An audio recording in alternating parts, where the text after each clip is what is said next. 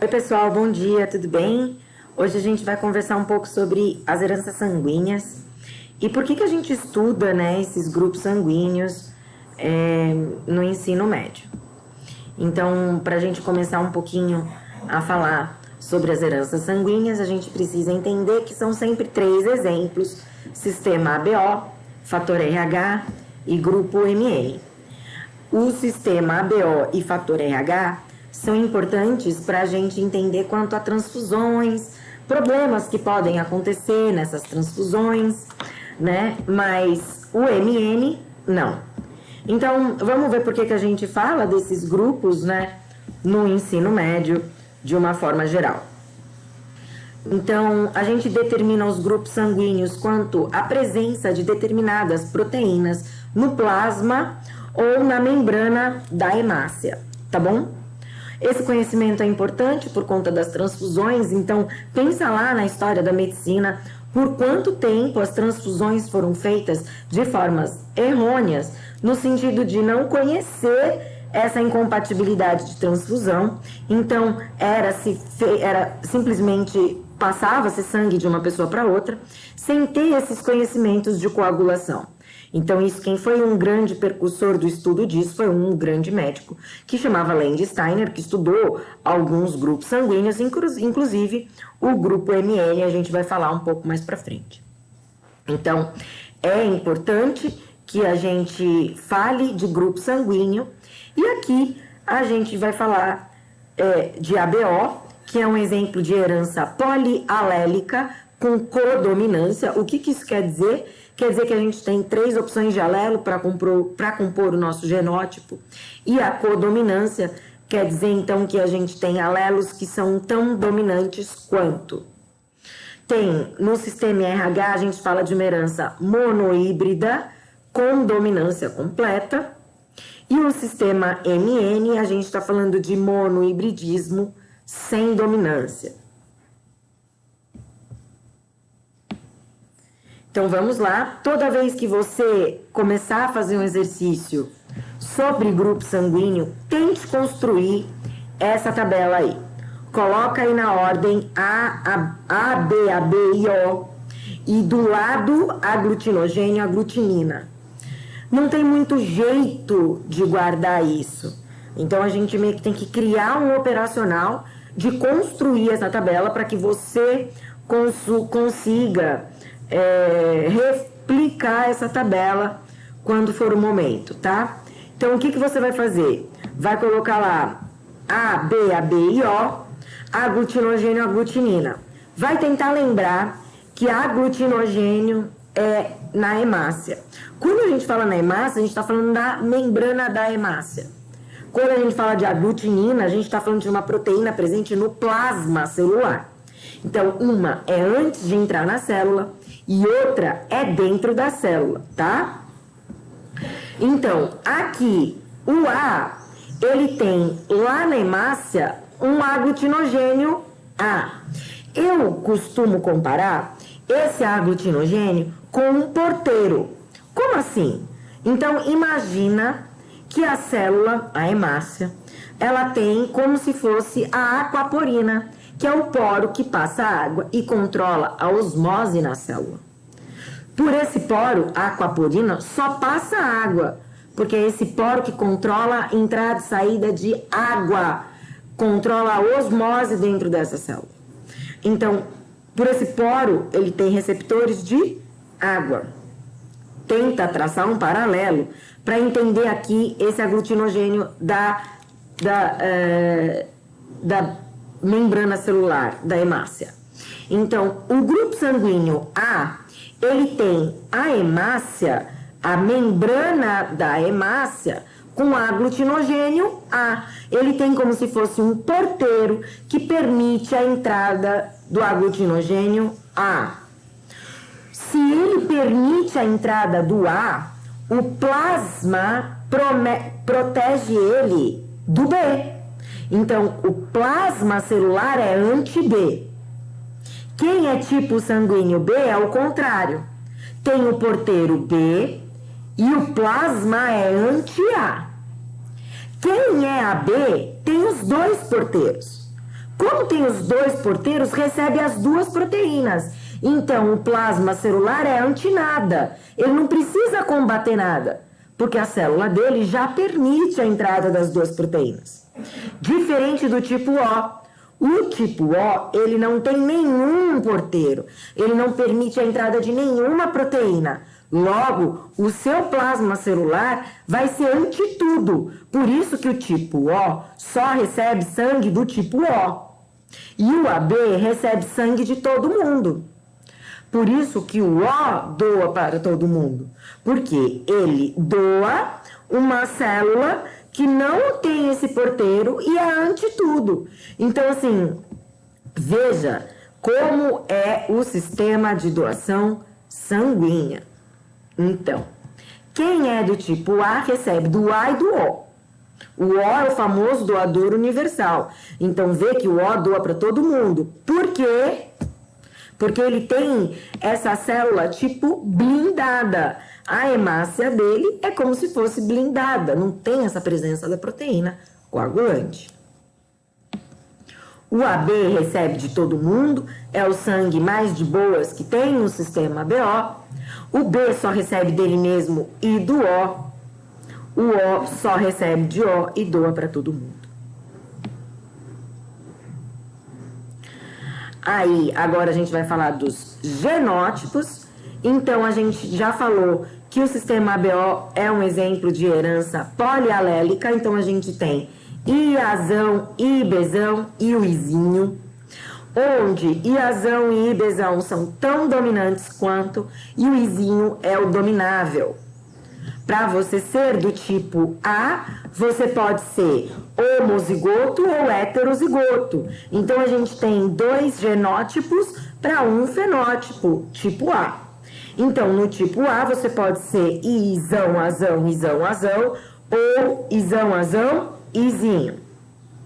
Para você ser do tipo B, você pode ser Izão, Bezão, Izão, Bezão, ou Izão, Bezão, Izinho. Para você ser do tipo AB, você tem que ser Izão, Azão, Izão, Bezão. E para você ser do tipo O, você tem que ser Izinho, Izinho. Agora vamos lá, sistema RH. O sistema RH é uma proteína presente nas hemácias, mas não tem mais ou menos. Então, é uma herança clássica de exemplo de primeira lei. Então, é monohibridismo com dominância. Não tem grupo mais ou menos. Ou você é mais ou você é menos. Para você ser mais, você tem que ser Rzão, Rzão ou Rzão, Rzinho. Para você ser menos, você tem que ser Rzinho, Rzinho. Por que a gente estuda isso, professora? Por que o fator RH é importante? Para a transfusão de sangue e por conta de uma doença chamada a doença hemolítica do recém-nascido, que tem o nome de eritroblastose fetal. Eritroblastose quer dizer a destruição das hemácias do recém-nascido. Quando isso acontece? Quando a mãe é fator RH negativo e o bebê é fator RH positivo. A mãe manda anticorpos para destruir as células sanguíneas do bebê quando existe a sensibilização entre o sangue da mãe e do bebê. Quando isso acontece? Quando existe rompimento de membranas placentárias. Então, durante uma gestação saudável, não existe o rompimento dessa membrana placentária, a placenta dos mamíferos, que funciona como um grande filtro entre o sangue da mãe e o sangue do bebê. Essa placenta, quando íntegra, não permite a comunicação entre o sangue da mãe e do bebê.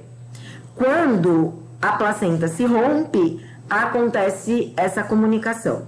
Durante um trabalho de parto, a placenta se rompe já no final do trabalho de parto, na maioria dos casos. Então, na maioria dos casos em que a mulher entra em trabalho de parto espontaneamente, ela entra em trabalho de parto e no final do trabalho de parto, a placenta se rompe e o bebê já está prestes a nascer.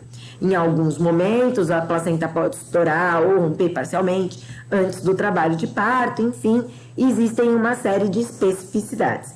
Por conta dessa série de especificidades, existe um protocolo para aplicação do agente sensibilizante. Então, eu fui lá no site do Ministério da Saúde, na versão para profissionais da saúde, e busquei, coloquei aqui a definição da eritroblastose fetal, essa anemia hemolítica, né, que promove, então, a destruição das hemácias do bebê, por conta aí da transmissão desses anticorpos da mãe para o bebê. Ainda no site do Ministério da Saúde tem aqui os casos para aplicação da solução antissensibilização, parecida com uma vacina, que é aplicada nessa mãe, fator RH negativo, o primeiro teste de uma gestante, né? Então, quando a mulher descobre que ela está grávida durante o pré-natal, o primeiro exame que o médico pede é o titipagem sanguínea, para conferir se essa mulher é fator RH positivo ou negativo. Se ela é fator RH negativo, ela entra nesses protocolos antissensibilização, mesmo que não se teste o pai da criança, porque se a mãe é RH negativo e o pai também, não precisa tomar esse agente sensibilizante, porque aí o filho vai ser negativo. Mas de qualquer forma, todas as mulheres fator RH negativo entram nesses protocolos antissensibilização para evitar qualquer problema de eritroblastose fetal. A eritroblastose fetal, ela não acontece necessariamente no primeiro parto da mulher negativa com filho positivo. Pode acontecer, a eritroblastose fetal só acontece a partir do segundo filho. Mas de qualquer forma já é um protocolo, tá? De pré-natal. A aplicação desse agente sensibilizante, né, antissensibilizante, na 28ª semana de gestação dessa mulher fator RH negativo, ou até 72 horas depois de um aborto, ou até 72 horas após um sangramento vaginal, que pode ser indício de rompimento placentário. Descolamento de placenta é muito comum no primeiro trimestre de gestação, então essa sensibilização placentária pode acontecer em casos de alguns imprevistos gestacionais, tá? E no caso aí de alguma aminocintese ou amostragem dentro do bebê, então às vezes desconfia-se de alguma anomalia genética, então testa se o bebê ainda dentro do útero e esse teste faz um furo na placenta. Esse furo na placenta promove um sangramento e precisa então que a mãe tome esse agente antissensibilizante. Aqui tem um exercício, a gente vai ver 3 exercícios, um de herança agora, né, de sistema RH, e depois a gente vai falar de 2 exercícios de ABO. São bem conclusivos, a gente não precisa montar nada de resolução. Então, esse aqui é do Enem, e aí fala, né, que uma mulher deu à luz ao seu primeiro filho após o parto, os médicos testaram o sangue da criança, e aí, então, descobriu que a criança era fator RH positivo. Aí, imediatamente, a equipe aplicou uma solução, uma vez que ela tinha o tipo sanguíneo O negativo, né? Para que isso? Para que acontecesse a destruição das células sanguíneas no bebê que estivessem aí já na circulação sanguínea da mãe. Então, essa sensibilização, né, ela acontece para gerar uma memória imune e tentar evitar aí a produção exagerada desses anticorpos. Esse exercício fala de um homem do tipo AB, casado com uma mulher que tem os 4 avós, né, dos 2 lados, eram Os. Então, se os 4 avós eram Os, esses avós só podem gerar filhos Os, porque todo mundo é O. É izinho, izinho, com izinho, izinho, só faz filho izinho, izinho. Izinho, izinho, com izinho, izinho, só faz filho izinho, izinho. Então, um AB, que é esse pai AB, casado com uma pessoa O, só vai ter filho A e filho B, porque na gametogênese o indivíduo AB só produz gametas A e gameta B, e esses gametas A e B se juntam com o izinho da mãe, que só tem izinho para mandar. Então, aí no caso, a partir de um AB com um O, só se produz pessoas A e B heterozigotas. Isso tem que ficar lógico na sua cabeça quando você sabe as opções de genótipo possível para a herança. O segundo exercício é uma soma direta dos eventos possíveis, lembrando-se de quem doa para quem. Então, em um banco de sangue, aí tem lá quantos litros tem de cada tipo. E aí pergunta, respectivamente, para transfusões, o tipo O, A, B e AB. Então, a gente vai lá no tipo O tipo O só recebe do O, então O só recebe de O, é só olhar lá quantos tipos O tem. Tem 2 litros do tipo O, então a minha alternativa certa vai começar com 2. Só pode ser A, B ou C, porque para o tipo O só tem 2 litros. Então, você escreve aí embaixo do O, 2. Aí você vai para o A. O A só recebe de A e de O. O tem 2, marca 2, abre um parênteses. 2 mais quantos tem do tipo A? 3 litros. Então, são 3 mais 2, 5 litros. Então, eu tenho 2 litros no tipo O e 5 litros no tipo A. A minha sequência ficou 2, 5. 2, 5. Já resolvi o exercício. Só pode ser a alternativa A, porque não tem a sequência 2, 5. Vamos continuar a fazer porque a gente é bom e a gente confirma. O tipo B, então o tipo B são 8 litros. 8 litros do tipo B mais 2 do tipo O, 10. Então ficou 2, 5, 10. 2, 5, 10. Fechou. Alternativa A. 18 é a soma de todos os possíveis. O AB não tem frescura, recebe sangue de todo mundo. O grupo MM, então a gente já falou dele, não dá ruim em transfusão sanguínea, é só um exemplo de codominância para fazer exercício, tá bem raro, cada vez aparece menos, mas é basicamente isso, ou você é M, ou você é N, ou você é MM. Então, o M é MM, o N é NN e o MN é MN. Então, para genótipo e fenótipo, a gente fala bem parecido do que é. Não tem problema de transfusão sanguínea. É só mais um tipo de opção para a gente fazer exercício. Com isso, a gente acaba o nosso mundo maravilhoso dos grupos sanguíneos. Sistema BO, RH e Grupo MN. Eu espero que tenha ficado de fácil compreensão, mesmo a gente tendo passado assim rápido. Eu estou à disposição para tirar qualquer tipo de dúvida que possa surgir a partir dessas heranças. Lembrando que a gente está acabando de genética, faltam poucos exemplos famosos de vestibular. A gente já falou de quase todos os tipos possíveis de herança, só está faltando falar de interação gênica. Então, a gente está de um grande subtópico e algumas heranças para encerrar esse assunto de genética.